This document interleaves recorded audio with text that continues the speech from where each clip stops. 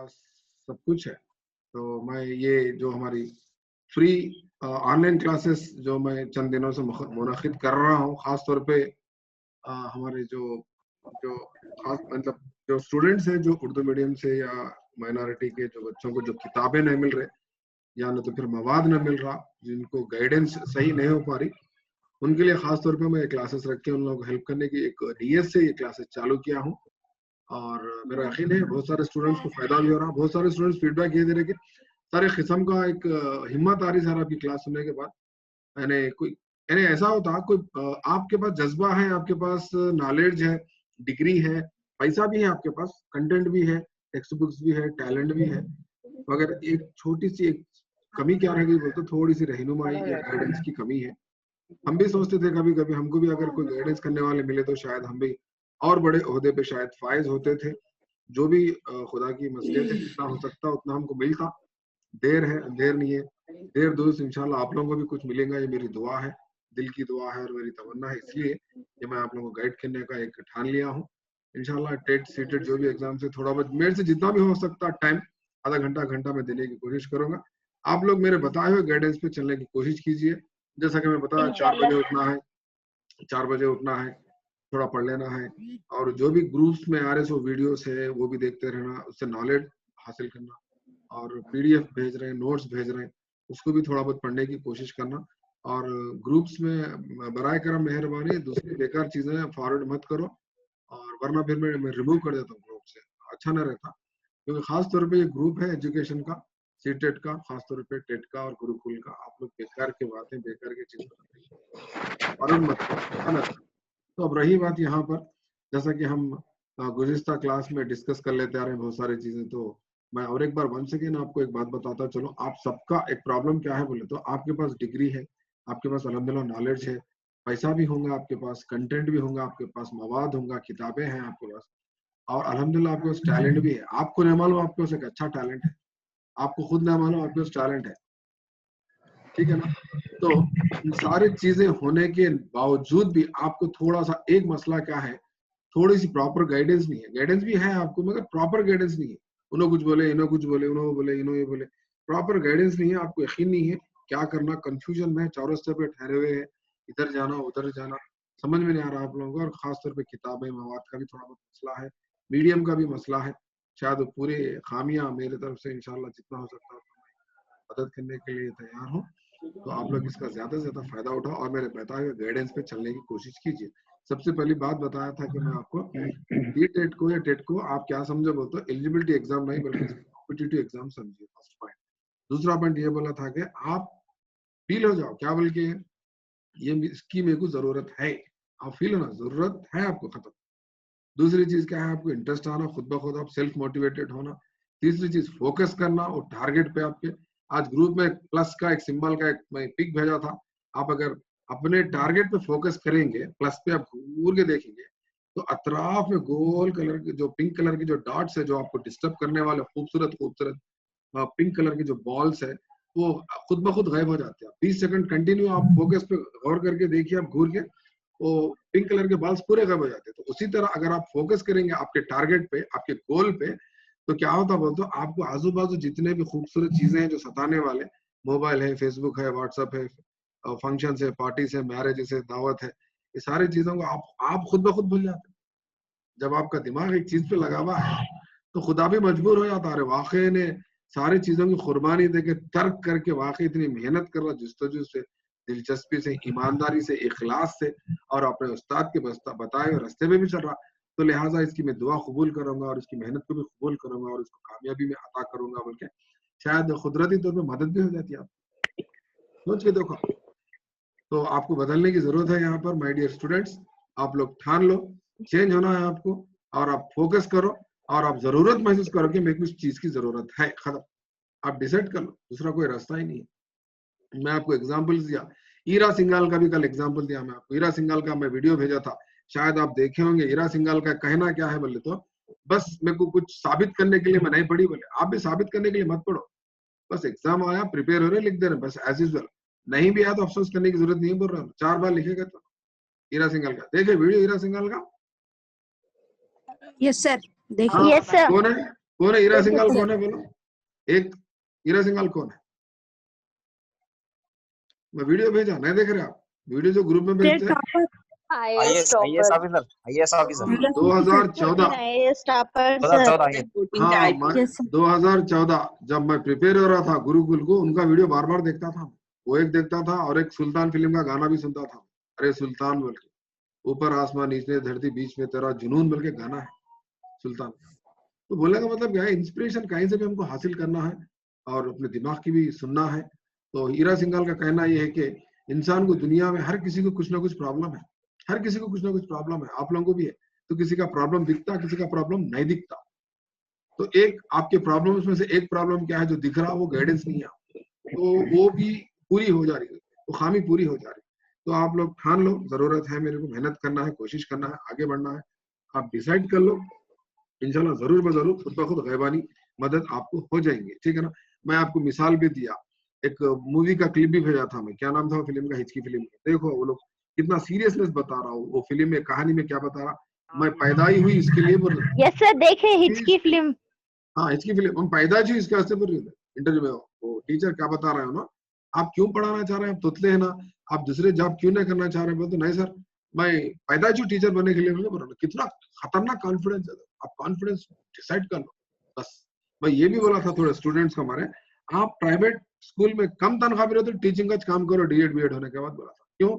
आपको stage fear चले आता, सब्जेक्ट आता, नॉलेज आता, चार लोगों में एक्सपीरियंस आता, चार लोग बच्चे जो डाउट्स पूछते हैं उसके डाउट्स को क्लियर करने के लिए आप किताबें खोल खोल के देखने से आपको आदत हो जाती, पढ़ने की, बोलने की, लिखने की, एक्सप्लेन करने की। तो बहुत सारे नई नई चीजें मालूम होते हैं। आप एक टेक्स्ट बुक लेके देखो हाथ में, आपको नए मालूम में से कई चीजें रहते, आपको नए मालूम में से कई चीजें हैं उसमें, आपको मालूम ही नहीं वो बॉक्सों में क्यों दे रहा। बॉक्सों में क्या आप जानते हैं? आपकी अम्मी को पूछो, आपके पापा को पूछो, टीचर को पूछो, ग्रुप में करिए, ग्रुप एक्टिविटी, ये वो सब क्या क्रिटिकल पेडागॉजी है। पॉलो फ्रेरी का मैं आपको बोला था, ब्राजील के पॉलो फ्रेरी, उनकी किताब का भी नाम बोला था मैं, पेडागॉजी ऑफ अप्रेस्ड बोल के। तो इस तरह से बहुत सारी चीजें हमको मालूम है। एनसीएफ क्या आपको मालूम हुआ कल, एनसीएफ के मुताबिक कौन सी किताब कैसा पढ़ाना, कौन सी किताब की क्या एकेडमिक स्टैंडर्ड्स है, तो सारी चीजें आपको सीखना है। तो माय डियर स्टूडेंट्स, आपको चेंज होने की जरूरत है यहाँ पर, ठीक है ना। सारे ज़मीन पर फिल्म भी देख सकते हैं आप, वहां पर देखिए एक उस्ताद एक मद्दू बच्चे को, एक दीवाने बच्चे को, जिसके पास एक खामी है, डिसलेक्सिया की एक बीमारी है। डिसलेक्सिया एक बीमारी नहीं है एक्चुअली, बीमारी एक अलग चीज होती। बीमारी के लिए क्या रहती, गोलियां दवा दिए जाते। डिसलेक्सिया वो क्या है बोलते, माजूरी है। माजूरी भी नहीं बोल सकते, माजूरी का मतलब क्या होता, हाथ पैर नहीं होना, माजूर बोलते उसको। यहाँ पर क्या बोलते हो, डिसेबिलिटी बोलते इंग्लिश में, डिसेबिलिटी। आपको इंग्लिश एजुकेशन में आते हैं question. Disability, dis plus ability, dis का मतलब नहीं, एबिलिटी मतलब करना। तो कुछ नहीं कर पाना डिसेबिलिटी कहलाता, कुछ नहीं कर पाना। मिसाल के तौर पर डिसलेक्सिया है। डिसलेक्सिया क्या है बोले तो, पढ़ने नहीं आना, पढ़ने जिसको नहीं आता उसको डिसलेक्सिया बोलते। वो बच्चा डिसलेक्सिया का शिकार होता, वो सब उसके टीचर उसको झिड़कियां देके मार के करके हकाल देते। मैं आपको तारे ज़मीन पर का गुड मेंटोरिंग का एक वीडियो भेजा था, कितने लोग देखे बोलो? देखे सर, देखे। देखना, देखे सर, नहीं देखे साले परेशान है, नहीं देखे साले परेशान है। देखे तो अच्छे अच्छे मिसालें देता था मैं आपको उसमें। देखो ना कितनी मेहनत करते हैं। टीचर, ट्रेंड टीचर है फिल्म में, आमिर खान एक ट्रेंड टीचर है, एक ट्रेंड टीचर। ट्रेंड टीचर का मतलब क्या है, डीएड बीएड करे सो, जैसा कि जमील सर की क्लास सुने सो, टीचर्स, ट्रेंड टीचर्स। वहां पर मालूम बच्चे की नफ्सियात क्या है। उनके उनके अम्मी अब्बा भी तंग आ जाते हो बच्चे से, तारे ज़मीन पर फिल्म में, आप गौर करके दो। यस सर, हॉस्टल में छोड़ देते हैं। हाँ, पैदा करे सो माँ बाप भी तंग आके क्या करते मालूम, ले आके उसको रेजिडेंशियल स्कूल में डाल। जमील साहब, रेजिडेंशियल स्कूल बोलते अपन ही जहाँ पर देखभाल करने वाले, याद रख लो। माँ बाप पैदा कर रहे हैं, मिठाई बांट ले रहे हैं, लड्डू बांट रहे हैं, नाम रखेगा, मगर उसकी हालत देख के क्या करते आगे हमारे पास लाके छोड़ देते, मगर एक लड्डू भी नहीं खिलाते हमारे को पैदा। दूसरों को लड्डू दूसरों को बांटते, उन्हें मुसीबत जब बन जाता हमारे पास लाके वो लड्डू, बड़े लड्डू लाके छोड़ के चले आते। अब हम लड्डू को तैयार करना, मैसूर पाक बनाना उसको। आप मेरी बात समझो, यहाँ पर हो रहा क्या बोले तो, अब जब माँ बाप नहीं, उनको परवरिश नहीं कर सकते, पढ़ा नहीं सकते, सुधार नहीं सकते, तो उनका भरोसा सिर्फ और सिर्फ क्या है आज उनकी नजर में, रेजिडेंशियल स्कूल। इसलिए रेजिडेंशियल स्कूल फेमस है। क्यों? रेजिडेंशियल स्कूल में ट्रेन टीचर्स है, रेजिडेंशियल स्कूल में सबर वाले टीचर है, रेजिडेंशियल स्कूल में होनहार टीचर है, रेजिडेंशियल स्कूल में एक माँ से भी ज्यादा, बाप से भी ज्यादा प्यार देने वाले टीचर्स है। इसलिए सगे माँ बाप लाके हमारे बच्चों को छोड़ के हमारे पास, और हम रेजिडेंशियल स्कूल के टीचर्स क्या कर रहे हैं तो हम अपनी औलाद को उतना टाइम नहीं देते जितना टाइम इनको देते हैं जो हमारे स्टूडेंट्स। जमील साहब सही बोल रहा हूँ मैं? बिल्कुल सर। सर बिल्कुल सही सर। सही है सर। तो इसका अजर 24/7 है सर हम लोग। हाँ, मैं रेजिडेंशियल स्कूल के तमाम टीचरों से ये मैं गुजारिश कर रहा हूँ, आप सब्र से काम कीजिए, इंशाल्लाह हमको जरूर बता रहा हूँ गैबानी मदद अल्लाह की होंगी, इसका अजर जरूर मिलेगा। एक ना एक दिन बच्चा जब बड़ा होगा रियलाइज करके ये बोलेगा वाकई ये मेरे शहनाज टीचर मेरे को मदद करे, सफिया टीचर मेरे को मदद करे, अंजुम टीचर मेरे को मदद करे, फला टीचर करे, जमील साहब मेरी मदद करे, फला टीचर मेरी मदद करे, वाकई सही बोलते थे। एक ना एक दिन उन्होंने जब हाथ उठाएंगे अल्लाह की बारगाह में, एक बार तो दुआ करेगा, वो एक बार की दुआ, एक दिन की दुआ भी हमारे लिए काफी है। याद रखिए, आप सब्र से काम करो, चिड़चिड़े नहीं होना, मारना भी नहीं बच्चों को, क्योंकि उनका मसला क्या है, अम्मी अब्बा को जब छोड़ के आए तो वो लोग तरसते रहते हैं, उनकी आंखें बेचैन रहते हैं, अम्मी मेरी कहाँ है, अम्मी अगर मेरी रहती तो लपट लेती थी, अम्मी मेरे को प्यार करते थे, अम्मी मेरे को छुप छुपा के दूध एक्स्ट्रा देते थे, रोटी देते थे, अंडा देते थे, नहीं कहाँ है, नहीं है। तो वो बेचैन बेकरार तरसते रहते वो लोग माँ और बाप की चाहत के लिए, मोहब्बत के लिए। उनके वालिद साहब कुछ लाके देते थे, भाई कुछ देते थे, बहन कुछ देते थे, बाजी कुछ देते थे, हाँ, बाजू के घर वालों के पास जाके टीवी देखते थे, बाजू के घर वालों की जाके खिड़की तोड़ते थे। आज हमारे पास स्कूल में खिड़की तोड़ते रपा रप ले आके पीटी साहब मार दे रहे उसको। तो देखो उनको कितनी बेचैनी होती। तो बोलने का मतलब क्या, बच्चों की नफ्सियात को समझने की जरूरत है। तो लिहाजा उस जमान में हम यहाँ पर कुछ ना कुछ सीखने के लिए जुड़े हुए हैं। तो my dear all students, try to be a kind of good trained teacher and to serve the community, to serve our students. Okay, now by this message I am going to start. I hope you have got some motivation to become a good kind of trained teacher, effective teacher, professional teacher in your life, inshallah. I wish you all the best. I am going to start the today's topic, that is, as we have discussed that today we are going to discuss a kind of syllabus discussion based on our CTET. तो CTET का जो syllabus का हम जो discuss करने वाले हैं, तो सबसे पहले हमारे पास देखिए CTET में जो सिलेबस है यहाँ पर है, एक देखिए पेपर 1 है, ठीक है ना, और पेपर 2 है। तो जाहिर सी बात है, सिंपल सी बात है, दो भी जो है ना, कितने कितने मार्क्स के हैं, ये भी 150 का है और ये भी 150 का है। और एक एक में कितने कितने पार्ट्स है, कितने पार्ट्स है, 5 पार्ट्स है, एक एक पार्ट के 30 मार्क्स है, पूरे कुल मिला के आपको 150 मार्क्स मिलते हैं। और ये दो पेपरों में कॉमन चीज क्या है, 3 चीजें कॉमन है, बोल सकते क्या चीजें कॉमन है, 3। एक है CDP लैंग्वेज, दूसरा है फर्स्ट लैंग्वेज, तीसरा है सेकंड लैंग्वेज। वो सेकंड लैंग्वेज क्या कहलाती है, इंग्लिश कहलाती है। फर्स्ट लैंग्वेज क्या लाएंगे आपको, उर्दू, अगर उर्दू है तो तेलुगु वाले तेलुगु, ठीक है ना। 30 मार्क्स, 90 मार्क्स तो सबके लिए कॉमन है, पेपर 1 पेपर 2 ऑल सब्जेक्ट्स, ठीक है ना। उसके बाद चौथा और पांचवा क्या होता है बोले तो, अगर आप पेपर 1 लिख रहे हैं तो EVS प्लस मैथ्स, ठीक है ना। अगर आप पेपर 2 लिख रहे हैं, अगर आप BA BCom के हैं तो आपको सोशल स्टडीज लिखना पड़ेगा। अगर आप साइंस बैकग्राउंड के हैं, BSc BZC के हैं, तो आपको टोटल साइंस लिखना पड़ेगा, ठीक है। मेरे पैसे मेरे को दिए, पूछ जाओ उससे। कितना सीरियस बात कर रहे हैं, कूदने की बात कर रहे हैं, सब्र करो मत कूदो। साइंस में फिजिकल साइंस, ठीक है ना, केमिकल साइंस, ठीक है ना, केमिकल, उसके बाद बायोलॉजी को डिवाइड करें तो इसके अंदर नेचुरल साइंस, ठीक है ना, नेचुरल साइंस, और फिर नेचुरल साइंस को अगर डिवाइड करें तो बॉटनी, ठीक है ना, जूलॉजी, ठीक है ना, ये सारी चीजें आती है। तो साइंस वालों के लिए किस्म का क्या है टेंशन। इसके अलावा प्लस आप लोग कोई भी नहीं, मैथ्स भी पढ़ना है, नहीं साइंस वालों को ये झंझट है, ये मैथ्स साइंस वालों की किरकिरी क्या है बोले तो, उनको मैथ्स भी पढ़ना है बेचारों को। अगर उनको मैथ्स आता तो 10th के बाद उन्हें BPC क्यों लेते थे, MPC लेते थे, नहीं चुपिच, उनको मैथ्स 30 मार्क्स रखा, चुपिच। तो कई को रखा क्या है, वो अभी तक किसी को समझ में नहीं आया। मैं एक अच्छे एक्सपर्ट्स को पूछा तो बता रहे थे NCERT के NCT के, वो साइंस में पोस्टा कम रहते, कंपटीशन बहुत रहता, उनको फिल्टर प्यूरिफाई करने के लिए हम मैथ रखे बोल के क्या अजीब सा जवाब दे दिया। तो यहाँ पर आगे बढ़ते हम ये देखेंगे, पेपर 1 की अगर बात करें, कोई भी पेपर बात करो, उसमें सबसे पहले है CDP, ठीक है ना। तो हम यहाँ क्या करेंगे, CDP में क्या क्या सिलेबस है देखेंगे। CDP का सिलेबस कोई शेयर करे थे मेरे को, किसके पास है? कोई भेजते क्या ग्रुप में? कोई भेज सकते ग्रुप में? जी सर। भेज अभी मैं व्हाट्सएप पे ले लेता हूँ उसको, व्हाट्सएप पे ले लेता हूँ, व्हाट्सएप पे ऐसे ले लेते ना व्हाट्सएप पे। तो इस तरह से हम क्या करेंगे आज इंशाल्लाह, ये सिलेबस जो है इसका हम आज डिस्कशन करेंगे। जैसे कि CDP के 30 मार्क्स है, CDP में भी फिर बाज़ाब्ता क्या है बोले तो क्या बोलते, आप लोग क्लिक करो, ये भेज दो, मेरे पास खुद ब खुद आ जाता है यहाँ पर। कोई ग्रुप में भेज दो, कोई सीटेट में या कोई ग्रुप में भेज दो, भेज दिए?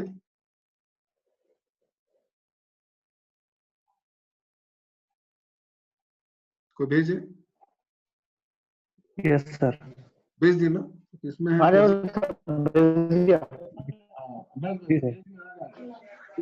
जमील साहब भेज दिया अभी। हाँ, कोई एक भेज देगा भी काफी है। हेलो आ गया, आ सर। गया। हाँ बोलिए। सीटेट तो इंग्लिश में लिखना है सर सिर्फ? इंग्लिश में लिखना नहीं है, क्वेश्चन पेपर इंग्लिश में रहता तो फिर सीटेट इंग्लिश उर्दू में नहीं रहता? उर्दू में जैसा टेट है उर्दू में? देखो, पहली बात सीटेट को लिखना नहीं है, सीटेट में सिर्फ क्वेश्चन पढ़ना है और आंसर को टिक करना है, ठीक है ना? यस, आई मीन वही सर। Okay okay. जी। तो वहां पर उर्दू इंग्लिश में कोई बड़ा आपको पैराग्राफ लिखना नहीं है, और कुछ बड़ा कुछ वो लिखना नहीं है। तो ये पेपर 2 आया सिराज साहब, पेपर 1 में ये क्या है? सर आ गया मिल गया, दिख रहा स्क्रीन पे, दिख रहा आप लोगों को पेपर 1? जी हाँ, हाँ। तो सीटेट क्या है? एक मिनट सुनो, सीटेट क्या है? इंग्लिश और हिंदी में क्वेश्चन पेपर रहता। आपको क्या करना क्या है तो थोड़ा सा वो क्वेश्चन को समझ के टिक करना है। मैं आज आपको हो सका तो सोने से पहले एक मेरे पास मॉक टेस्ट लिए सब क्वेश्चंस का एक क्वेश्चन पेपर है, वो मैं आपको शेयर कर देता हूँ, ठीक है? आज शाम में सोते वक्त, तो क्लास होने के बाद। हाँ, तो क्वेश्चन पेपर इंग्लिश और हिंदी में रहता। हाँ, जी जी, प्रैक्टिस करने के लिए। और OMR भी शीट भी भेज देता हूँ मैं आपको, OMR प्रिंट निकाल के घर में बैठ के प्रैक्टिस कर। तो हो रहा क्या यहाँ पर क्या हो रहा बोले तो क्वेश्चन पेपर आपको बाज़ाब्ता उर्दू में नहीं रहता, इंग्लिश और हिंदी में रहता। तो इसलिए नॉर्थ इंडियन वाले ज्यादा पास हो रहे हैं। अस्सलाम वालेकुम जी।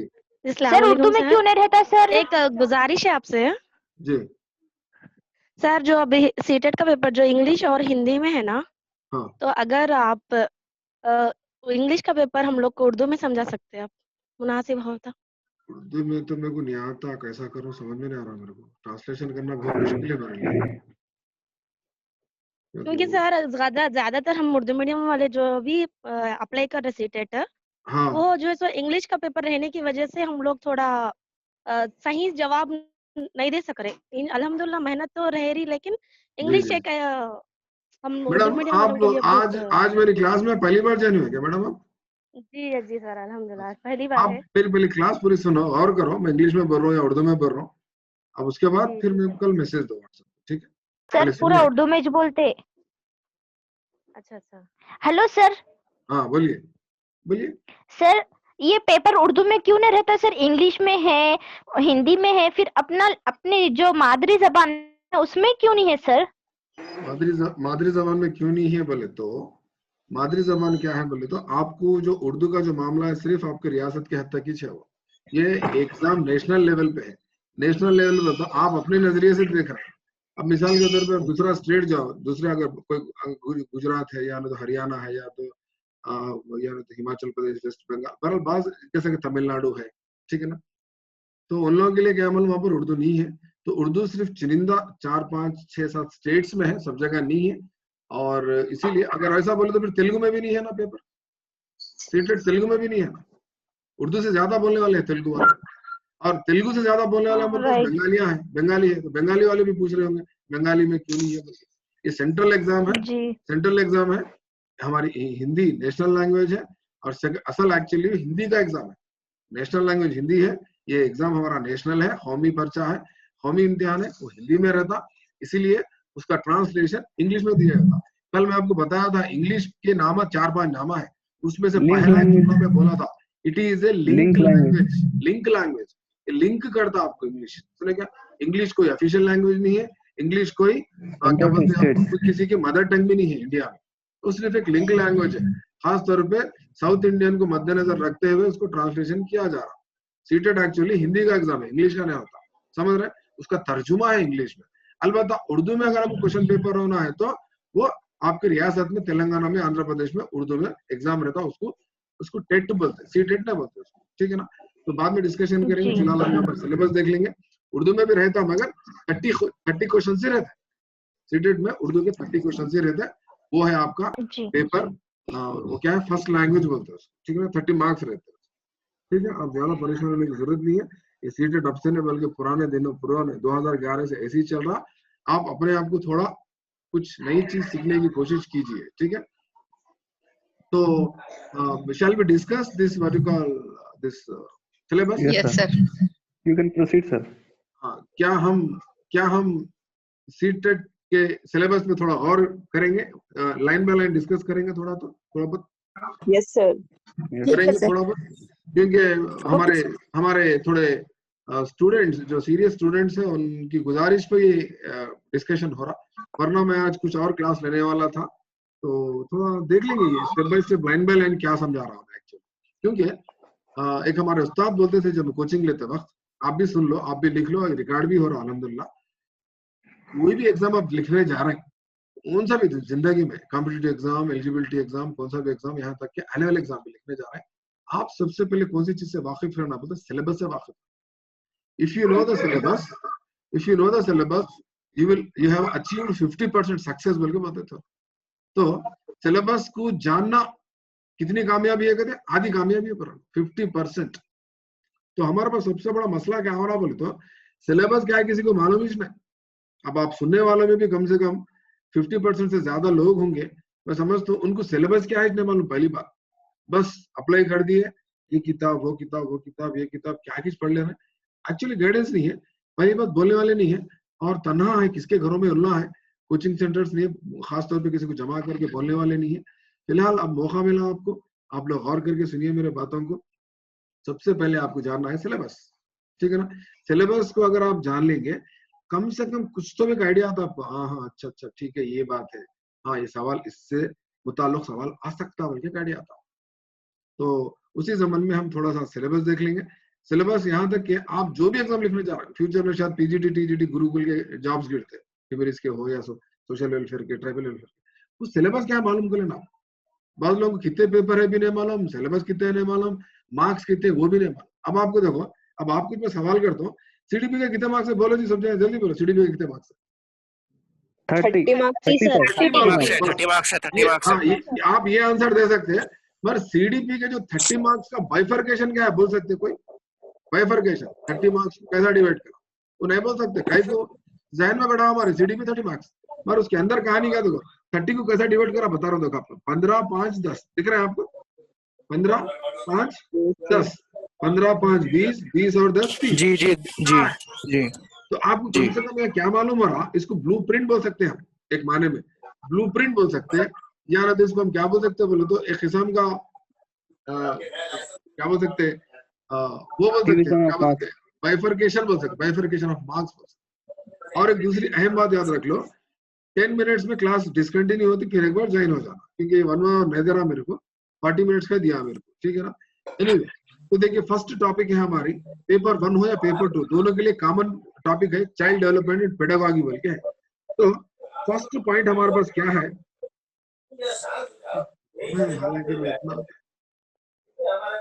आप थोड़ा म्यूट कर लो, मैं क्योंकि एक मिनट एक सेकंड कीमती है हमारे लिए यहाँ पर। तो फर्स्ट है हमारे पास, देखिए चाइल्ड डेवलपमेंट पेडागॉजी 30 मार्क्स में क्या कर रहा हूँ, first primary school child. Primary school child का मतलब क्या है, मतलब पेपर 1 वालों के लिए, और पेपर 2 के लिए क्या होता है, सेकेंडरी स्कूल यानी 8th क्लास तक, 5th 6th 7th 8th उधर देख लेना, ठीक है ना, थोड़ा सा। और इसमें और क्या दिया, concept of inclusive education and understanding children with special needs बोल के 5 मार्क्स दिया। यानी यहाँ पर 5 मार्क्स, 5 क्वेश्चंस जो आ सकते, कहाँ से आ सकते बोले तो इंक्लूसिव एजुकेशन इसको बोलते हैं, हाँ इंक्लूसिव एजुकेशन बोलते हैं। तो इंक्लूसिव एजुकेशन से समझने के लिए आपको स्पेशल एजुकेशन क्या है, और फिर साथ और क्या था, integrated child development programme, IETs ना, वो 2-3 चीजें रहता है। पीपल्स विद डिसेबिलिटी एक्ट 1995, सारी चीजें मैं लास्ट क्लास में बोला था, फिर एक बार बोल दो, शॉर्टकट में बोलता हूँ इस बार। और इससे पहले मैं डिटेल में बोला था, मतलब एक लास्ट वीक शायद, तो फिर एक बार हो सका तो इंशाल्लाह डिस्कस करेंगे। तो यहाँ पर बी में क्या बता रहा हूँ मैं, तो इंक्लूसिव एजुकेशन के साथ साथ ये स्पेशल नीड चिल्ड्रन की समझना, उनकी जरूरत क्या है। तो यहाँ पर स्पेशल नीड चिल्ड्रन किसको बोलते हैं? अब सबके जहन में क्या बैठता, बोलते स्पेशल नीड चिल्ड्रन का मतलब क्या है बोले तो माजूर लंगड़े लुल्ले लोग समझते हैं एक्चुअली। हम तो गिफ्टेड भी यहाँ आते पर हैं स्पेशल नीड चिल्ड्रन को उर्दू में क्या बोल रहे हैं? मखसूस जरूरियात के हामिल तलबा पर। मखसूस जरूरियात किसके रहते? खाली लंगड़े लुल्ले के खास जरूरत नहीं रहते। लंगड़े लुल्ले के अलावा यहाँ पर हमारे पास बच्चों की हर क्लास में 3 किस्म के बच्चे पाए जाते, नेचुरली 3 किस्म के बच्चे पाए जाते। आप जो टीचर्स है वो लोग समझ सकते, हमारे पास 3 किस्म के बच्चे पाए जाते। एक है हमारे पास एवरेज बच्चे, दूसरे बच्चे है बिलो एवरेज, तीसरे बच्चे अबो एवरेज। 3 किस्म के बच्चे रहते, 3 किस्म के बच्चे पाए जाते। जिस तरह हमारे हाथ में 5 उंगलियां का साइज एक नहीं है, उसी तरह हमारे पास कमरे जमात में भी 40 बच्चे होते, 40 का दिमाग अलग अलग। Every student is special and every student is unique and every student is talented. बल्कि समझना, किसी को आप मद्दू नहीं बोलना, किसी को आप सुस्त न बोलना या और कुछ नहीं बोलना, निकम्मा भी नहीं बोलना। हर के पास कुछ ना कुछ खास काबिलियत, कुछ ना कुछ क्रिएटिविटी, टैलेंट, कुछ ना कुछ इंटेलिजेंसी, जीनियसनेस कुछ तो भी रहता उनके पास रहता।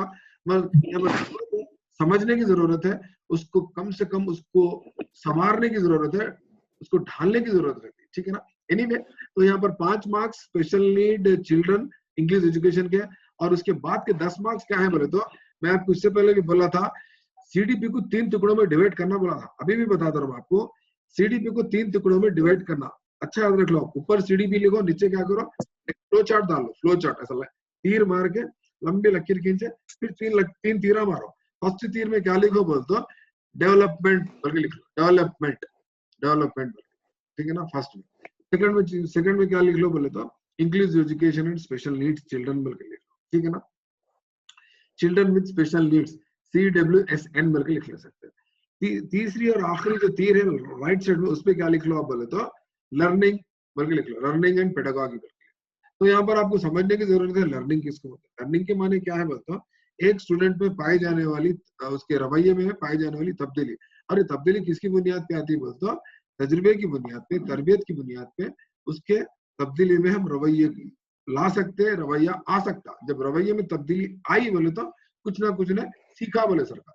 सीखने का मतलब अच्छी उर्दू में क्या बोलते हैं, इक्तिसाब बोलते हैं। यहाँ पर इसलिए इंग्लिश में लर्निंग बोल के लिखा।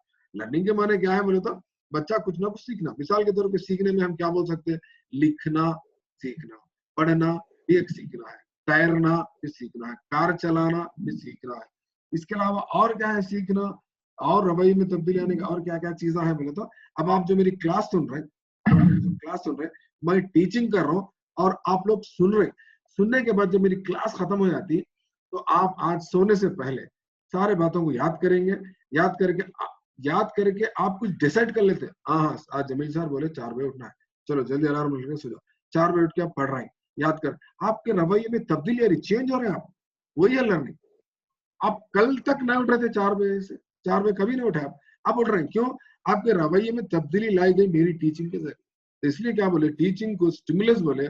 और आपके रवैये में जो तब्दीली आ रही है, आपका जो इक्तिसाब है, उसको हम क्या बोले, रेस्पॉन्स बोले, मुहीज और रद्द-ए-अमल का भाग। मुहीज रद्द-ए-अमल। मेरी टीचिंग, इफेक्टिव टीचिंग, मेरी जो क्लास चल रही है, आप सुन रहे हैं, सुनने के बाद जो आपके रवैये में जो तब्दीली आएंगी, उस तब्दीली को हम रेस्पॉन्स बोलेंगे। उस तब्दीली को हम क्या बोलेंगे बोलते हैं, लर्निंग बोलेंगे। और डेफिनेशन में ये लिखा गया था कि what is learning? Learning means relatively permanent change in a person's behavior due to or based on some experience or some training बोल के बोला था। यानी कोई कार चलाना सिखाते, सीख लेता हूँ, पहले इससे पहले कार चलाना नहीं आता, तब कार चलाना, तैरना नहीं आता था उनको, पहले तैरना आ गया। वो जो सीख लिए वो लर्निंग, जो सीख लिए जो रवैये में तब्दीली है, ठीक है ना। तो इस तरह से लर्निंग क्या है, तो लर्निंग को लेकर हमारे पास यहाँ पर क्या है, तो बहुत सारे इसमें पेडागॉजी दिया, जैसे कि कॉग्निशन क्या है, इमोशंस क्या है, मोटिवेशन एंड लर्निंग क्या है, मोटिवेशन एंड लर्निंग का ताल्लुक क्या है, मोहरिका क्या है, ठीक है ना।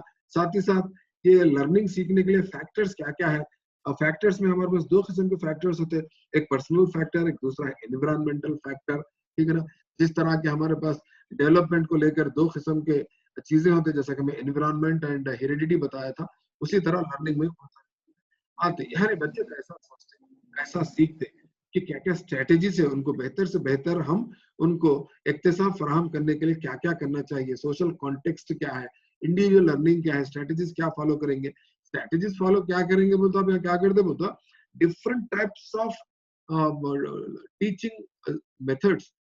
आज हम टीचिंग मेथड्स में बोल रहे हैं, आज हम क्या बोल रहे हैं, आज टीचिंग मेथड्स को क्या बोल रहे हैं, नहीं पेडागोजी, नहीं अप्रोचेस बोल रहे हैं। मैं आपको इससे पहले दिया था शिफ्ट आफ्टर एनसीएफ 2005 बोल के पेडागोगिकल शिफ्ट में लिखाया था। पेडागोगिकल शिफ्ट के पीडीएफ बना के मैं व्हाट्सएप में भेजा था। इत्तेफाक से आप लोग लिख रहे हैं उसको, मैं जो भी भेजता हूँ उसको इमीडिएटली नोटबुक में लिखेंगे तो आपको याद होता। आप देखो, मैं टेबल भेजा था आपको, मैं निकाल के देखो, फिर हो सका तो फिर एक बार भेज दो।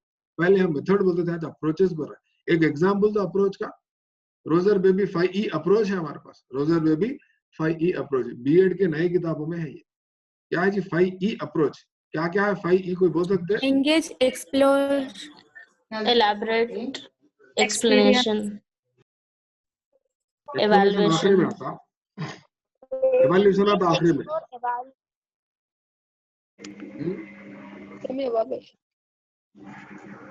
तो पहले एंगेज करते, एंगेज करने के बाद वो लोग एक्सप्लोर होते, एक्सप्लोर करे तो उनको एक्सप्लेन करने के काबिल हो जाते, ठीक है ना। तो इस तरह से 5E अप्रोच क्या है, रोजर बेबी कौन है, क्या है, क्या है, आपको सारी चीजें मालूम है, ठीक है ना। तो इसी तरह से मैं आपको 1 सेकेंड फिर ऊपर लेके जाता हूँ। यहाँ से चाइल्ड डेवलपमेंट पेडागोजी की जो ये प्राइमरी स्कूल चाइल्ड, अच्छा प्राइमरी स्कूल चाइल्ड क्यों लिखा बोले तो पेपर 1 है। पेपर 1 वाले अगर क्वालिफाई हो गए तो क्या उनको क्या पढ़ाना रहता है एक्चुअली सेंट्रल गवर्नमेंट में, बोलता 1 to 5 दे रहे हैं उनको, उसको प्राइमरी स्टेज बोल रहे हैं। तो फर्स्ट क्लास से पहले भी 2-3 साल के क्लासेस रहते हैं, कौन से रहते हैं, नर्सरी, एलकेजी, यूकेजी बोल के रहते हैं, उसको क्या बोलते हैं, प्री प्राइमरी बोलते हैं उसको, प्री प्राइमरी बोलते हैं। तो बाज़ वक्त मैं प्राइवेट स्कूलों में देखा, एक कोई थे तो उन्होंने बता रहे थे कौन है, बोलते मैं पीपीटी हूँ बोल के बोले। पीपीटी क्या है पूछा, पीपीटी बोलते ये मैं पावर पॉइंट प्रेजेंटेशन समझा। आप पावर पॉइंट स्कूल में आपको प्रेजेंट कर रहे हैं कौन तो भी बोल के बोला मैं, नहीं वो पीपीटी नहीं सब, पीपीटी का मतलब क्या है बोलते प्री प्राइमरी टीचर हूँ बोल के बोला। फिर आपके बाजू ठहरे इन्हों कौन है पूछा, इन्हों प्री पीपीएच है बोले। पीपीएच क्या है बोलते प्री प्राइमरी स्कूल के हेड है बोल के बोला। तो इस तरह से बस प्राइवेट स्कूलों में देखा जाता, वो जो आंगनवाड़ी का जो सेक्शन होता जो गवर्नमेंट का, उसमें वो लोग क्या कर रहे हैं और प्री प्राइमरी बोल के नाम रख ले रहे हैं, वहाँ पर प्ले वे मेथड में सिखाते बच्चों को, खैर वो अलग मामला है। तो यहाँ पर अगर और एक इम्पोर्टेंट पॉइंट बताते चलो मैं आपको, पेपर 1 वालों को आप एग्जाम लिखते वक्त जहन में ये रखो, प्रिपरेशन के टाइम पे आप जहन में ये रखो, पेपर 1 में आने वाले तकरीबन सवालात कौन सी उम्र को मद्देनजर रखते हुए वो मुरत्तिब किए जाते बोले तो बड़ी मुश्किल से 10 साल तक के बच्चों की जहानत